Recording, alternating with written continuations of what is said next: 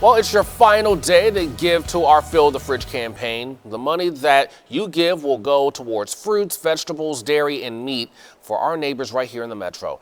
This year, we've all felt the impact of inflation, and Harvester CEO says the vast majority of its clients live on a fixed income. They're making the tough decision of where do I spend my dollar, and when it's 100 degrees out, you want to make sure you can have air conditioning in your house, and when it's going to be freezing cold in the winter, they want to make sure they can provide heat to their house, and so they might have to make those trade-offs on food. U.S. Department of Agriculture defines food insecurity as a lack of consistent access to enough food for an active, healthy life. Health experts warn it can lead to a myriad of psychological and chronic illnesses. Reporter Jian Kim sat down with a woman who struggled with the effects of poor nutrition. Maybe I went as far as stealing food at one point in time in my life. 54-year-old Ruby Tate got her life and health back just 8 months ago. I mean, as a young lady, 18, 19, I was going out and getting junk food more than anything.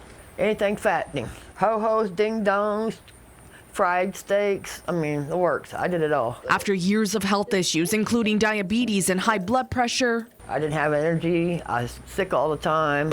Ruby turned to Harvesters and its partner Stormont Vale for help. That way she gets the celery and stuff she likes. They stepped in and helped me get diabetic food that was good for me instead of all the calories and carbohydrates that I need to get rid of. It's given Ruby more energy to do the things she loves most, like spending time with her granddaughter, Jaslyn. I want to ride my bike. Well, go ride your bike. Clinical psychologist Dr. Ravi Sabapathy says food insecurity impacts about 1 in 8 people. I think it's important to highlight that maybe a lot of us take having our next meal for granted. It's an alarming ratio when we consider the list of chronic illnesses caused by poor nutrition. Cancer, diabetes, heart disease, even gastrointestinal issues, they're all exacerbated when we're experiencing more inflammation. Additional burden from environmental factors such as COVID-19 can also add to the stress of those struggling with food insecurity. It's multifactorial. According to BMC Public Health, researchers studied the connection between food insecurity and mental health during the pandemic.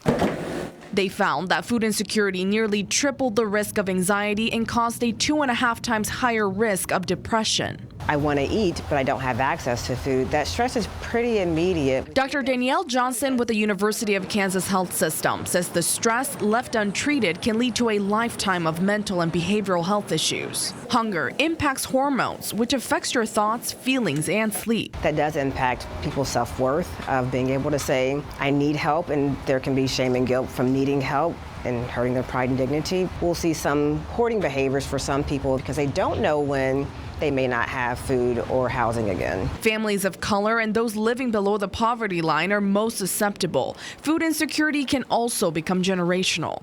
They can't concentrate, they can't focus in school, and so we have kids that have some behavioral outbursts in school, and it's not because they're just a bad kid, they're hungry. What's that supposed to be? Ruby tells me eating healthy isn't just about her anymore. With grandkids to look after, she's more conscious about what's on the dinner table. And I hope it don't happen to them in any way, shape, or form. Jian Kim, KSHB 41 News.